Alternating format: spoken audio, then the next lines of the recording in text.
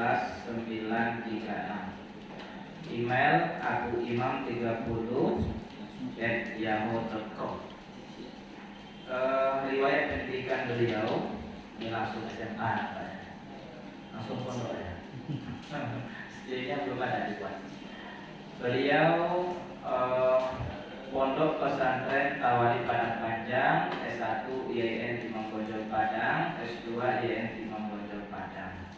Kemudian pengalaman organisasi Majelis Tabligh PWM, wakil sekretaris MUI Sumatera Barat, sekretaris Komisi Ukhuwah, kemudian forum komunikasi Pengkajian Ulama Muhammadiyah Sumatera Barat ketua, kemudian KMM Sumatera Barat sebagai ketua. Kemudian minat beliau membaca, terutama baca Al-Quran. Ada umum sifatnya baca Al-Quran maksudnya. Moto hidup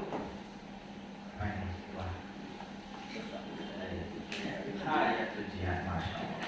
Terima kasih Ketua. Kita persilakan waktu dan kesempatan untuk menyampaikan materi ketiga dengan judul arti penting pemahaman hadis tekstual dan kontekstual. Assalamualaikum.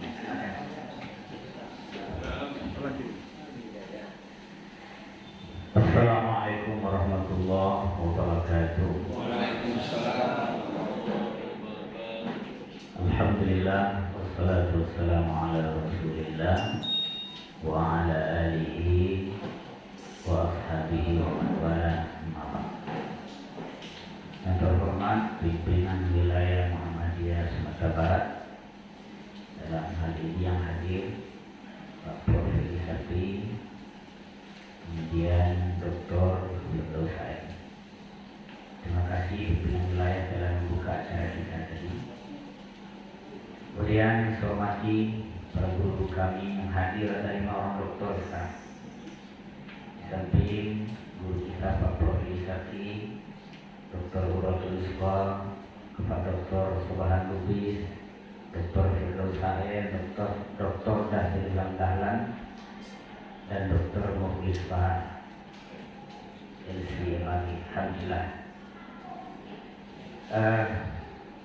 Para guru kami Mubalik Muhammadiyah Sumatera Barat yang saya hormati, sebenarnya kalau dari segi negatifnya hari bicara ini agak grogi karena bicara di hadapan guru-guru semua. Bagi Pak Prof. Sakti, dia lebih mungkin tesis saya di kedua. Kalau nilai positifnya itu kalau bicara di hadapan guru itu salah ditunjukkan, jadi nilai positif. Para guru kami Mubalik Muhammadiyah Sumatera Barat dan Sulawesi, saya akan membahas tentang arti penting pemahaman hadis tekstual dan kontekstual.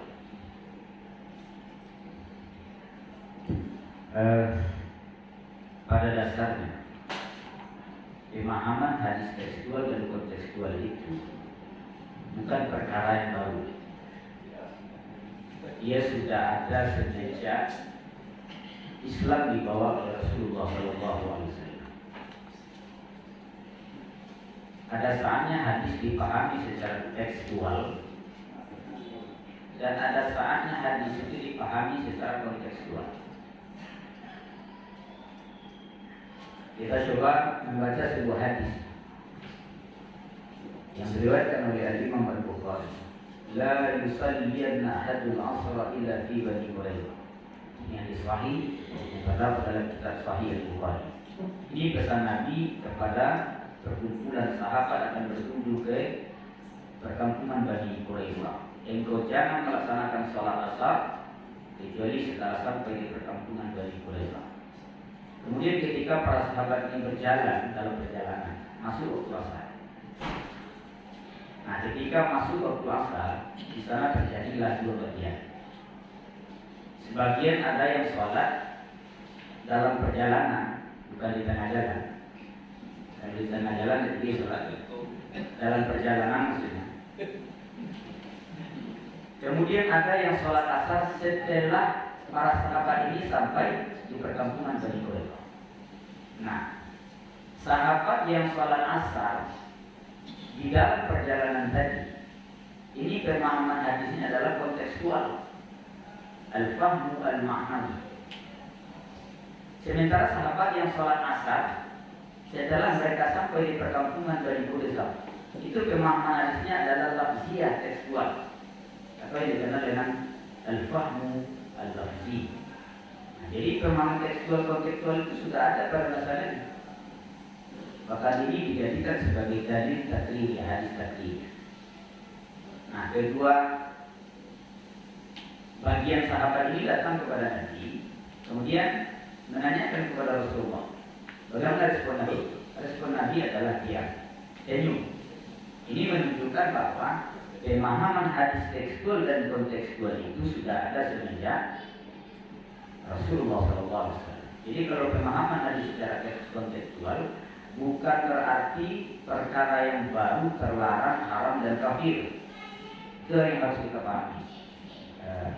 Harus butuh semua. Nah, dari hadis tadi dapat kita formulasikan bahwa pemahaman hadis secara umum ada namanya pemahaman hadis tekstual dan pemahaman hadis kontekstual, atau al-fahmu al-lafzi, al-fahmu al-ma'nawi. Kemudian apa yang dimaksud dengan pemahaman hadis tekstual dan kontekstual? Nah, ini dia. Kalau secara sederhana saja, nah ini adalah poin kalau kita buat makalah di Word itu perlu ada catatan kaki. Ini hanya poin gambar-gambar umum kita buat. Secara sederhana, yang dimaksud dengan pemahaman hadis tekstual adalah pemahaman hadis seperti apa adanya, zahir an-nas. Pokoknya apa yang ada dalam hadis itu berarti pemahaman tekstual. Apa yang tertulis pada teks tidak menggunakan kias dan ra'yu. Nah, pada dasarnya hadis dapat dipahami secara tekstual apabila pemahaman hadis dengan pendekatan tekstual tidak dapat ditempuh, baru kita menggunakan pemahaman hadis kontekstual. Jadi kalau kita bicara hadis secara tekstual, pemahaman tekstual itu sangat banyak. Tidak dari itu, bukanlah hadis itu sampai kita. Ini salah satu contoh kita sebutkan pemahaman hadis secara tekstual. Sallu kama ra'aitumuni usalli. Salatlah kalian sebagaimana engkau melihat aku salat. Ini tidak ada kontekstualnya. Bagaimana kita mau kontekstualnya? Karena teksnya sudah selesai. Sudah paham kita bahwa kita melaksanakan salat sebagaimana Rasulullah melakukan salat. Jadi kan? Kemudian pemahaman hadis kontekstual. Secara sederhana yang dimaksud dengan pemahaman hadis kontekstual adalah pemahaman hadis melihat makna yang terkandung di dalam lafaz, makna, bukan lafaznya tadi, dan aspek-aspek yang berada di luar lafaz atau teks tadi itu sendiri. Kontekstual ada dua macam, ada konteks internal. Internal maksudnya berada pada lafaz. Itu akan kita lihat ada istilahnya majas, metafora dan simbol. Dan ada namanya kontekstual. Konteks internal, eksternal, ada sebab bentuknya, ada geografis, ada ilat hukum, kondisi sosial masyarakat dan sebagainya. Kemudian tadi disebutkan oleh tadi. Saya hanya sekedar ulang-ulang dulu ya. Nah, kita coba membahas ada beberapa 5 poin, 6 poin kalau tidak salah saya buat di sini. Pendekatan hadis dipahami secara kontekstual. Yang pertama adalah pemahaman secara majas. Pemahaman secara majas ini, kalau seseorang belajar bahasa Arab, ia akan mengetahui bahwa teks bahasa Arab itu mengandung makna hakiki dan majazi. Hadis Nabi Muhammad SAW berbahasa Arab tidak terlepas dari makna hakiki dan juga makna majazi biasa. Sedangkan dalam keseharian ini, itu ada pemahaman kiasan. Ini kita tidak bisa melepaskan dari pemahaman kiasan. Misalkan kaki tangan. Kaki tangan itu kan bukan berarti kaki di tangan. Berarti kan ada makna kiasan di balik itu. Mata-mata misalnya. kan tidak dua mata, maksudnya mata. Berarti mata-mata itu maksudnya pemahaman kiasan. Nah, kita lihat ini. Terus ke bawah.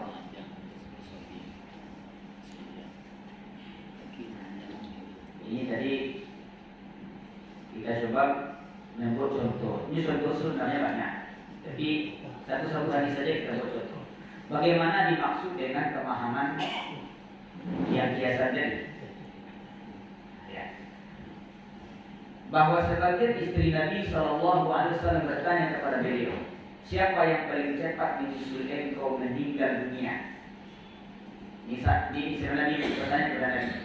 Beliau menjawab, apa kata Nabi? Yang paling cepat menyusulku nanti adalah panjang tangannya dari kalian, atau tangan kalian panjang.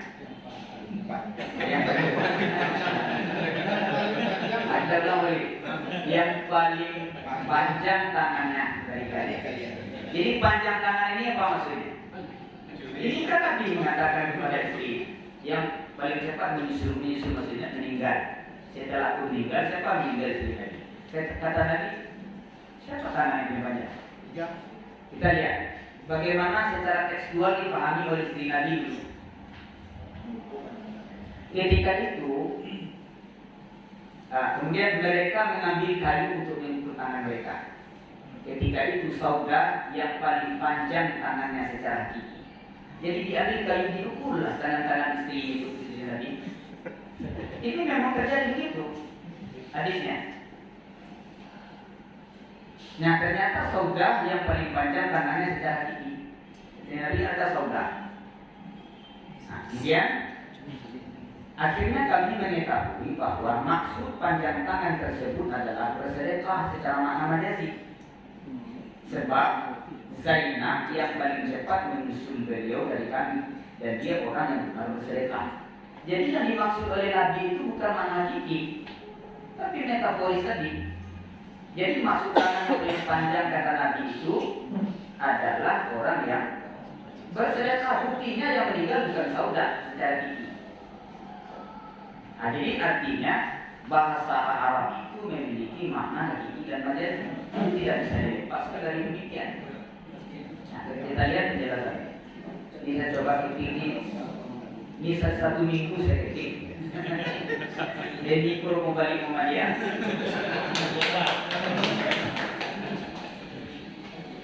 Yang paling panjang tangan secara fisik adalah Sayyidah Saudah, sedangkan Sayyidah Zainab adalah yang paling panjang tangannya dalam bersedekah dan melakukan kebaikan. Artinya panjang tangan secara manis. Karena Sayyidah Zainab istri yang paling pertama meninggal dunia. Akhirnya mereka mengetahui bahwa tangan yang paling panjang yang dimaksud Nabi Sallallahu Alaihi Wasallam adalah bermakna majazi kiasan, yakni panjang tangan dalam hal bersedekah dan kedermawanan. Ini kontekstual maksudnya. Lanjut.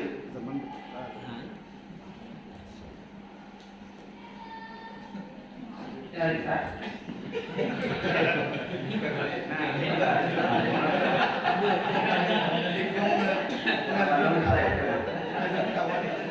Yang kedua, pemahaman dengan asbabul. Ya, tadi Pak ini juga membahas tadi. Tidak semua hadis memiliki latar belakang historis. Karena ada hadis yang muncul karena faktor-faktor tertentu, dan ada juga yang muncul begitu saja, tidak karena sebab tertentu. Nah, secara sederhana, sebab menurut berarti sebab-sebab yang latar belakangi munculnya hadis. Menurut Jalaluddin Asyuti, sebab menurut berarti suatu yang menjadi tarik jalan untuk menentukan maksud suatu hadis bersifat umum dan khusus, mutlak dan muqayyad, dan menentukan ada atau tidaknya nasakh dalam sebuah hadis. Terus ini fungsi antara lain apa sebab dulu? Ini kita baca saja. Lanjut. Nah, ini contoh kontekstual memahami hadis secara sebab dulu. Rasulullah Shallallahu Alaihi Wasallam bersabda, "Jika jaa ahadukumul jum'ah falyagtasil." Apabila salah seorang kamu datang menunaikan salat Jumat, maka hendaklah dia terlebih dahulu mandi. Imam Daud Az-Zahiri menyatakan bahwa mandi sebelum sholat itu hukumnya wajib untuk siapapun. Ini disebabkan karena beliau melihat lafaz hadis sebagaimana adanya tekstual. Jadi Imam Dawud Az-Zahiri baginya sebelum sholat Jumat itu hukumnya wajib mandi, ya kan? Tetapi kalau kita lihat bagaimana asbabul wurud hadis, hadis di atas memiliki sebab khusus. Di saat perekonomian para sahabat pada umumnya masih dalam keadaan sulit, sehingga mereka hanya mampu memakai baju wol yang kasar, kadang jarang dicuci. Mereka juga banyak bekerja sebagai petani di kebun. Setelah pulang dari kebun, banyak di antara mereka langsung ke masjid untuk melaksanakan sholat Jumat. Cuaca sedang panas sementara masjidnya sempit. Ketika Nabi SAW berkhutbah, terciumlah bau yang kurang sedap dari keringat dan pakaian mereka, sehingga Nabi SAW berkata sebagaimana hadis di atas. Maka kita dapat mengambil sebuah kesimpulan bahwa mandi hanya wajib bagi orang yang badannya kotor dan bau saja. Ini kalau kita pahami sebab buruknya. Ya. Baik. Ketiga, kita fokus penting saja. Pemahaman hadis dengan melihat geografis. Saya coba buat dari sini. Ini hadis sahih. Dikatakan oleh Imam At-Tirmidzi, "Ma bainal masyriqi wal maghrib qiblah." Arah di antara timur dan barat adalah kiblat. Coba kita pahami kalau untuk semua. Dapatkah secara tekstual kita pahami di situ? Arah di antara timur dan barat adalah kiblat. Kemana kita menghadap? Ini hadisnya sahih. Ini diriwayatkan oleh Al-Maghribi sahih. Nah, tidak bisa secara tekstual, harus kontekstual. Secara geografis masyarakat Madinah terletak di utara Ka'bah. Jadi kalau kita Ka'bah terletak di bagian utaranya, maka sudah tentu kiblat bagi masyarakat Madinah adalah antara timur dan barat. Sementara untuk masyarakat Indonesia arah kiblat terletak antara utara dan selatan, karena secara geografis masyarakat Indonesia terletak di bagian timur Ka'bah. Bagi masyarakat Indonesia akan rancu bila hadis di atas dipahami secara tekstual. Pemahamannya tepat kontekstual. Sebab kalau tekstual tidak akan bertemu memangnya di sini. Kita sebut hadis ini hadis dhaif. Sebenarnya kita tidak memahami di mana hadis itu diucapkan oleh Rasulullah karena di Madinah. Oke, lanjut. Pemahaman secara ilat. Ilat menurut mayoritas ulama usul fikih, tentu lebih pakar nanti dia Dr. Budi Sebahar SMA. Kalau salah itu dia ikut kursus gitu. Ilat menurut mayoritas ulama usul fikih adalah sifat zahir yang dapat dipedomani dan menjadi pendeteksi hukum, atau suatu sifat yang karena keberadaannya menyebabkan adanya hukum dan ketiadaannya tidak ada hukum. Dan dibuatlah kaidah al-hukmu yaduru ma'ilati wujudan wa adama. Ada tidak adanya hukum tergantung kepada ilat. Ilat itu ada dua menurut para ulama usul. Pertamanya namanya ilat mansusah, yang kedua adalah ilat mustanbatah. Ilat mansusah adalah ilat disebutkan langsung dalam nas. Sementara ilat mansusah adalah ilat disebutkan melalui ijtihad para ulama. Saya ingin contohkan hadis, satu hadis. Tapi kita boleh berbeda dalam memahami di sini. Saya ingin sampaikan bagaimana hadis dipahami secara kontekstual. Maka kalka'bain minal izara fafina, pakaian yang berada atau melampaui dua mata kaki, maka pelakunya akan masuk ke dalam neraka. Hadis Al-Nasai Abu Hurairah.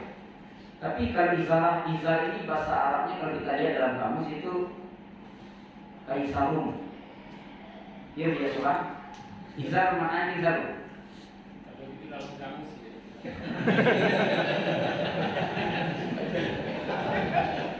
Tadi kita praktekkan silakan. Ya kan?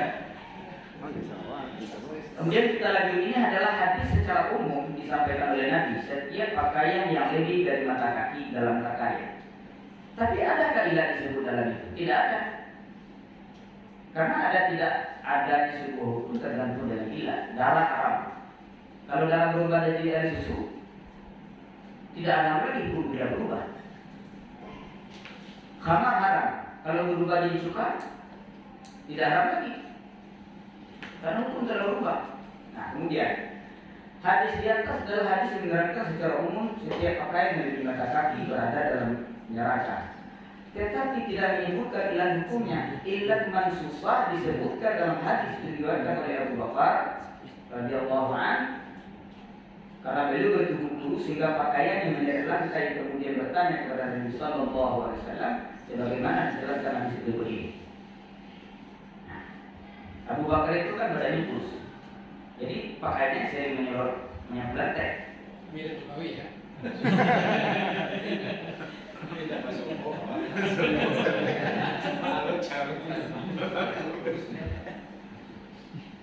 Man jarra thawbahu ulaya lam yajzilullahu ilaihi yawmil qiyamah.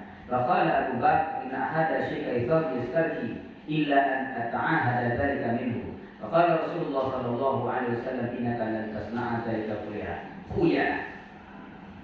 Setiap pakaian yang melebihi mata kaki menyeret lantai kata Nabi karena sombong, itu khuyalanya disebut ilah. Allah tidak melihatnya di hari kiamat. Karena Nabi mengatakan demikian, bertanyalah Abu Bakar. Inna hada syikaisau yastarki ila an ta'ala dzalika minhu. Salah satu pakaianku menyeret lantai, bagaimana ya Rasulullah? Nabi mengatakan, innaka lan tas'a dzalika khuyala. Engkau tidak melakukannya karena khuyala. Jadi illat mansusahnya disebut di dalam nas, bukan di ijtihad ulama disebut. Nah, kemudian lanjut. Jadi kalau seseorang memiliki celana pakaian di atas mata kaki tidak masalah, di bawah mata kaki tidak masalah.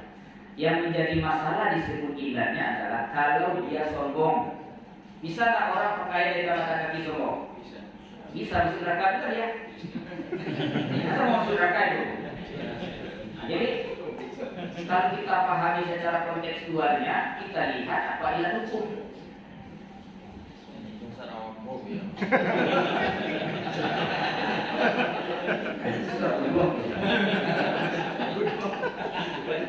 Jadi ini bukan sesuatu yang haram kita memahami, bukan yang kafir, yang keluar dari nas dan sebagainya. Jadi jangan sampai memandang lebih dari mata kaki langsung mencarinya kafir. Jangan begitulah. Kita mempelajari cerdas memahami hadis, tidak menurut saja. Jadi kemudian kelima, pemahaman dengan kondisi sosial. Kondisi sosial yang terjadi pada masa Nabi tidak sama kondisi sosial terjadi pada saat ini. Itu harus kita pahami. Kondisi sosial pada masa Nabi Sallallahu Alaihi Wasallam berbeda dengan kondisi sosial pada masa kita saat ini. Bahkan kalau diamalkan bisa jadi menyalahi sunnah Nabi itu sendiri. Nah, contohnya ini. Tatkala Rasul Sallallahu Alaihi Wasallam hendak sholat beserta para sahabatnya, beliau melepaskan sandalnya dan meletakkan sebelah kiri. Tatkala jemaah melihatnya, mereka langsung meninggalkan pula sandal mereka. Jadi Nabi dulu sholat pakai sandal. Suatu hari Nabi meninggalkan sholat dan meletakkan kaki kiri. Sandalnya, ya Sandalnya. Jadi kalau kita bertanya para guru ya, dia sholat pakai sandal. Kemudian takwa, Pak Muslim. Berarti berdatang sama Nabi kalau Nabi pakai sandal sholat. Boleh atau tidak? Apanya Pak Muslim jawab. Nah, kemudian kita lanjutkan di bawah. Jadi sahabat itu melihat Nabi kayak tua dulu. Bersatu wanita. Setelah sholat Rasulullah SAW berkata, apa yang membuat kalian melepaskan sandal? Karena Nabi meninggalkan sandal, sahabat ikut pula meninggalkan sandal. Sahabat menjawab, kami melihat engkau meninggalkan sandal, maka kami meninggalkan sandal pula ya Rasulullah. Maka Rasulullah bersabda, sesungguhnya Jibril alaihi salam datang kepadaku kemudian mengabarkan bahwa ada kotoran yang berada di sandalku. Dan beliau bersabda, apabila salah seorang dari kalian ke masjid maka perhatikanlah. Jika dia melihat kotoran, bersihkanlah kotoran itu dan salatlah dengan menggunakan kedua sandal tersebut. Ini pertanyaan dia itu mempergunakan salat dengan pakai sandal. Kondisinya. Awak kok kok sandal lah ya. Kok ya aku maksudnya takwa sandal. Ya oke. Kenapa ini sudah dari ramai? Karena kita takwa banyak syarat itu sama. Nah kemudian sholat yang dilakukan Nabi Sallallahu Alaihi Wasallam ketika itu adalah sholat subuh pada saat Fathu Makkah dan Makkah al-Mukarramah. Anas bin Malik pernah ditanya kepada Rasul Sallallahu Alaihi Wasallam, apakah Rasulullah sholat dengan menggunakan sandal? Dia menjawab ya.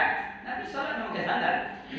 Apakah kita katakan bahwa salah satu sunnah Nabi Sallallahu Alaihi Wasallam adalah sholat dengan memakai sandal? Tidak. Maka hadis di atas tidak tepat dipahami secara tekstual. Tepatnya dipahami secara kontekstual dengan pemahaman kondisi sosial masyarakat ketika itu. Karena Masjid Nabawi ketika itu masih berlantai tanah. Kan sederhana ketika Nabi menegakkan Masjid Nabawi. Kalau kini tidak boleh lagi menjadi hal seperti itu. Dan di Madinah dan sebagainya.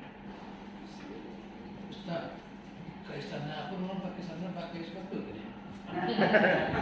Ke sana wajib ke sepatu. Iya. Kenapa ngomong kalau kayak gini?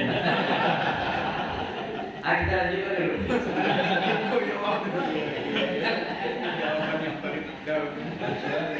Ayat ke-6 pemahaman hadis dengan konteks budaya Arab.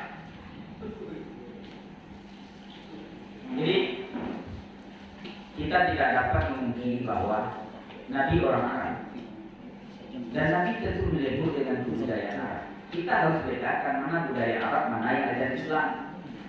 Jangan sampai kita memandang setiap yang berasal dari Barat, dari Arab adalah Islam. Gimana dikira itu? Apakah setiap berasal dari Arab adalah Islam? Mari kita lihat.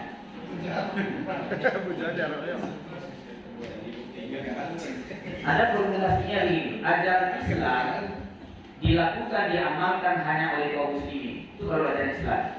Sementara budaya Arab dilakukan diamalkan oleh muslim dan juga non-muslim. Misalnya jubah dan sopan.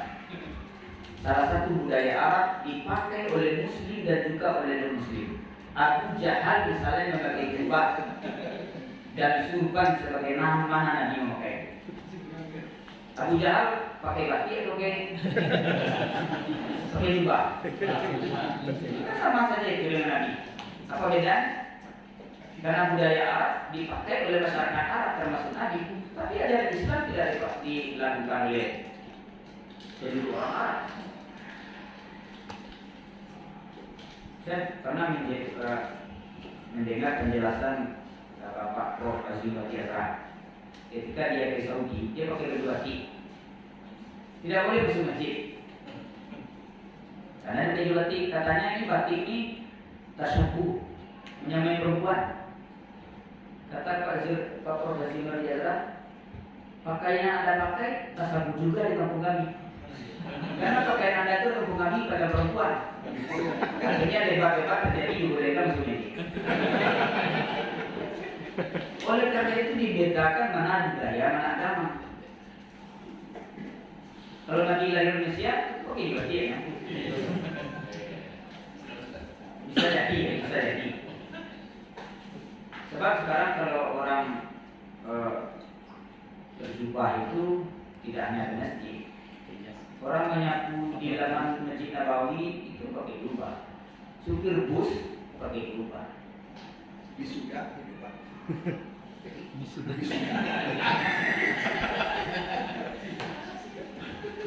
Sudah sekali lagi bukan kita memarginal menyingkirkan yaitu Arab. Kita menunjukkan konsep. Jadi kita dicela pula nanti kan, Arab kan mulia. macam-macam kan. Nah kemudian kedua, beberapa budaya Arab terkadang sudah ada sebelum Islam datang. Misalnya al-Jummah pada rambut kepala, terus berlanjut setelah Islam datang. Sementara yang Islam belum ada kecuali setelah Islam itu datang. Ajaran Islam wajib diikuti, sementara budaya Arab tidak wajib. Kalau diikuti boleh. Kalau orang berjumlah tidak salah. Tapi jangan katakan itu wajib, itu sunnah dan sebagainya. Karena itu dianggap mustahab saja. Yang ketiga, beberapa budaya Arab Mustahak itu sunnah. Mustahak itu sunnah. sunnah Pak. Beberapa budaya Arab sudah muncul sebelum Islam datang. Kemudian turun wahyu Allah untuk melakukannya. Maka budaya Arab itu menjadi bagian syariat Islam. Misalnya manasik haji dan perhitungan bulan Qamariyah itu sudah ada secara turun-temurun pada masyarakat jahiliyah. Kemudian menjadi bagian dari syariat Islam. Budaya yang menjadi syariat Islam. Tapi saya tidak seluruh budaya menjadi syariat Islam. Itu harus dipilah-pilah. Yuk.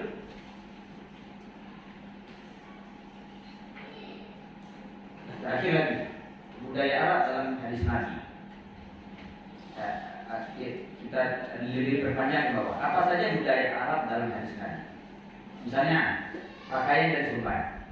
Ini pakaian yang dipakai oleh bangsa Arab pada zaman Nabi Muhammad SAW itu berbagai macam-macam. Izar, kain bawahan sejenis sarung, gamis atau kemeja, sirwal, celana panjang, turban, celana pendek, kubah, pakaian luar, pauk, pakaian biasa, lidah, kain atas dan selendang, burnus, sejenis selantel yang berturun kepala, isar, pakaian biasa, pula pakaian sejalan, imamah, surban, salah suah, tutup kepala, sejenis kecil dan sebagainya. Ini hadis Nabi tadi menurut dia mengatakan, apabila Rasulullah SAW memakai pakaian baru, maka disebutlah namanya surban, gamis, selendang. Nabi SAW memasuki kota Mekah pada waktu pembebasan kota Mekah, beliau memakai sorban warna hitam. Jadi Nabi memakai sorban, memakai jubah dan sebagainya. Ya. Sesungguhnya Nabi SAW pernah memakai jubah ala Romawi yang sempit kedua lengannya. Nah, kita lihat fatwa Al-Lajnah Ad-Daimah di Saudi Arabia. Bagaimana dia memenang? Ini kan di tempat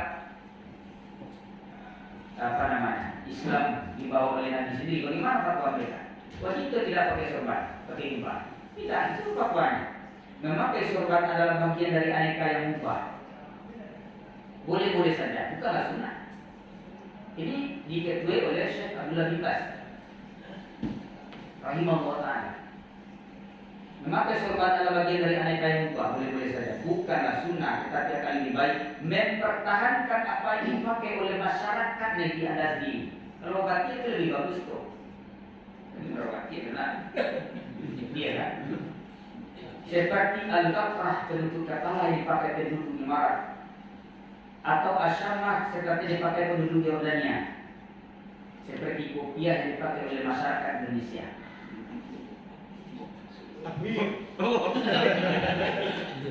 Bagaimana kita? Nah kita setiap hari ke mahkamah pakai itu kan?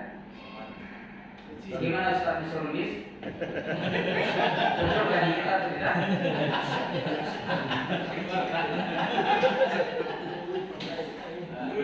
Kemudian kedua, Nabi Muhammad berambut panjang sampai daun telinga dan pundak. Ini budaya Arab ketika itu atau budaya Arab masa kini? Budaya Arab ketika itu. Tidak ada Imam Majidul Haram itu rambut panjang, tapi Nabi rambut panjang. Ini dalil hadisnya. Ini bermanja. Rambut Rasulullah SAW berubah-ubah, tidak keriting dan tidak lurus, mencapai kedua telinganya dan pundak. Lalu kita berkata begini, boleh tidak kita pakai berambut panjang dengan dalil hadis itu? Anak-anak saya berambut panjang sekolah tercukur. Harus kita lihat itu budaya Arab pada masa sekarang tidak begitu. Malah kita itu kan pendek cuma. Kalau itu patokan kita tidak mengikuti sunnah Nabi semuanya karena tidak dulu lebih banyak orang. Pendek, jambul panjang. Lebih ke otak.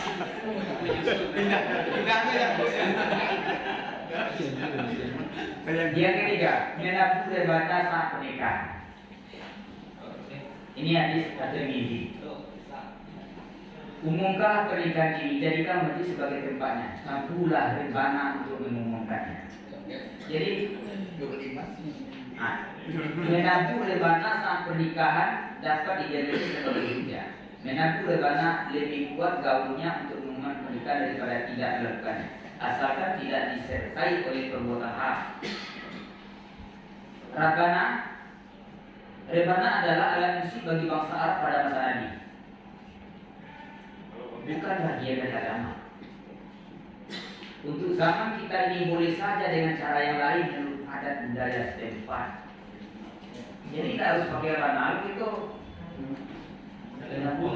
Tapi budaya itu beda. Kalau kami pesisir di lama, di belakang, ini kan budaya. Tidak harus pakai. Sebab setiap budaya-budaya di dunia pasti beda, tidak ada yang sama. Kalau gagam rapat, terbuka orangnya. Kalau dia Terbuka orangnya tukang gagam itu. Tindak dia.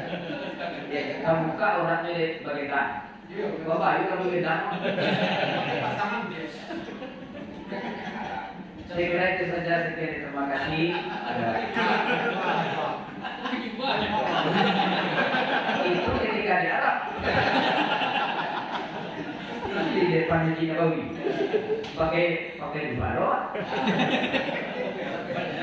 Demikian, wabillahi taufiq wal hidayah. Assalamualaikum warahmatullahi wabarakatuh. Terima kasih.